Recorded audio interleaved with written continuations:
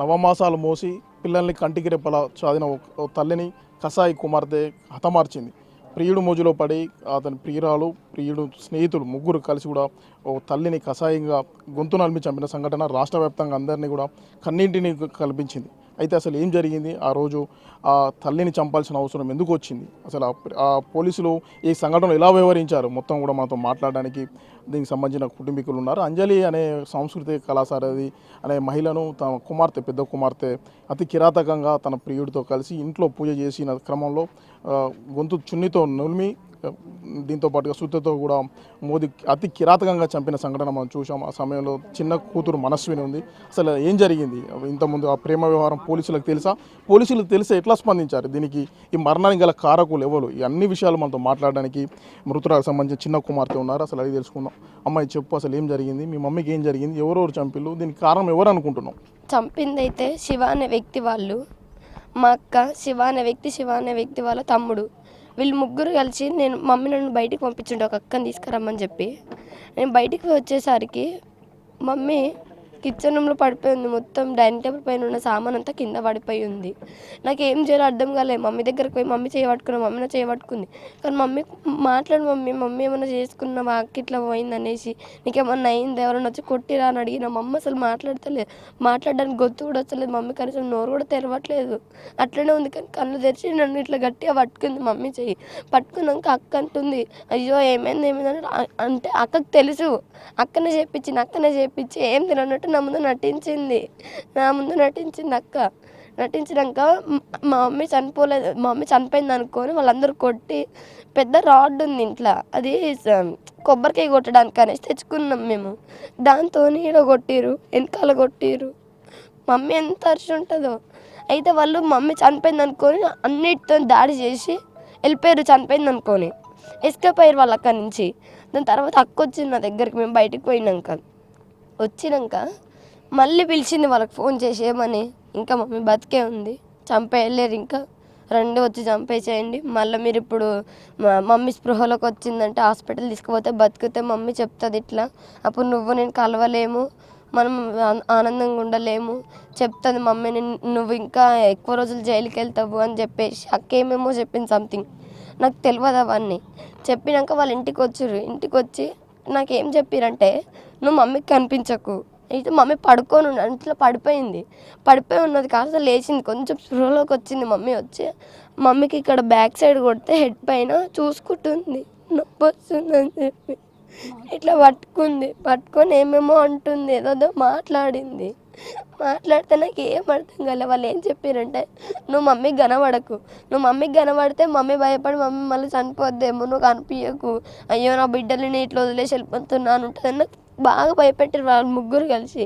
భయపెట్టినాక నన్ను మా ఇంటి ఆపోజిట్ ఒక అక్క ఉంటుంది, అక్క దగ్గర పంపించారు. నేను చెప్పిన, లేదు మమ్మీని హాస్పిటల్ తీసుకుపోదాం అంటే వాళ్ళు ఏమన్నారంటే, ఇప్పుడు మీ మమ్మీ పోలీస్ స్టేషన్లో కేసు వేసింది కాబట్టి మేము తీసుకుపోతే మమ్మీ ఇంకా కేసు అయితే మేమే చంపినాం అనేసి నా దగ్గర వాళ్ళు చంపి కూడా కవరింగ్ చేసిర్రు, మేము అంటాం అన్నీ, అంటే పోలీసు వాళ్ళ పైన వేస్తారు అనేసి. కానీ చేసింది మాత్రం వాళ్ళు, అంటే నాకు డౌట్ రావద్దని అట్లా అన్నారు వాళ్ళు. అయితే ఇప్పుడు మీ మమ్మీ విషయంలో ఇంతకుముందు మీ అక్క విషయంలో పోలీస్ స్టేషన్ వెళ్ళడం కానీ, అతని మీద మీరు ఫిర్యాదు చేయడం కానీ అట్లా జరిగిందా?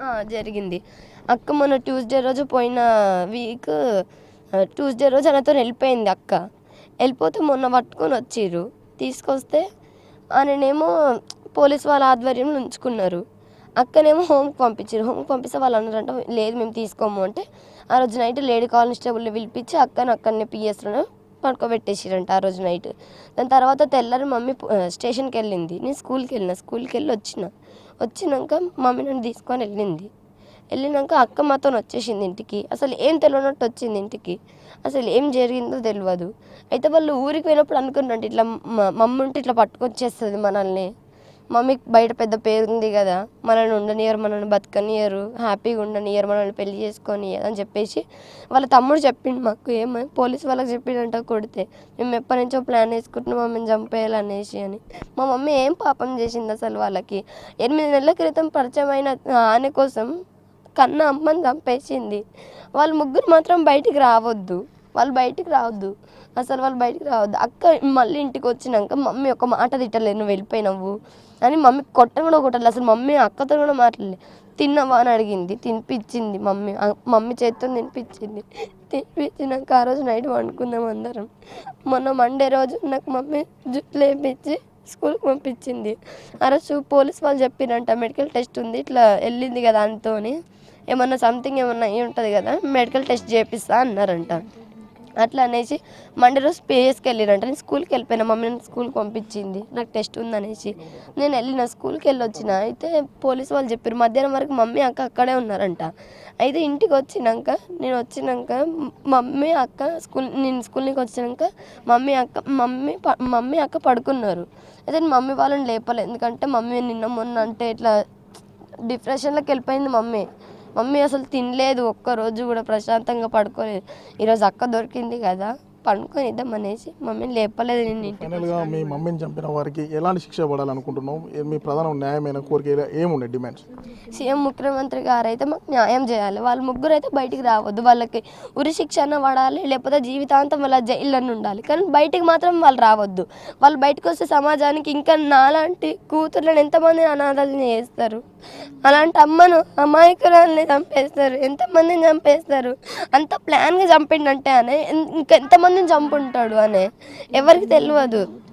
ఇలాంటి అన్యాయం ఎవరు కావద్దు. నాకు ఎవరు లేరు, ఇప్పుడు అనాథం చేసేసారు నన్ను, అందరూ అనాథం చేసిర్రు. మా అక్కను వదలొద్దు, వాళ్ళిద్దరిని కూడా వదలొద్దు. వాళ్ళ ఫ్యామిలీ కూడా సపోర్ట్ చేసింది. వాళ్ళ ఫ్యామిలీ కూడా వాళ్ళ అమ్మమ్మ, వాళ్ళ మామ, వాళ్ళ పిన్ని వాళ్ళు, వాళ్ళ బాబాయ్ వాళ్ళు ఫోన్ చేసి మొత్తం మాట్లాడిపించిండు అన్నయ్య. ఏమని మా అక్క మాట్లాడింది వాళ్ళ అమ్మమ్మకు ఫోన్ చేసి, తను అన్న నేను మాట్లాడినా అమ్మని హాస్పిటల్ తీసుకోదామని చెప్పిన, అక్క ఏం లేదు.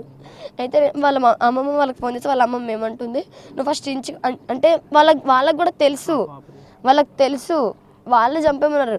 ఇప్పుడు ఈ ఫస్ట్ మా అమ్మకి పెళ్ళయి ఉండే వాళ్ళ సైడ్ ఉన్న వాళ్ళు కూడా చెప్పారు, ఇట్లా ప్లాన్ వేసుకురు అందరు కలిసి.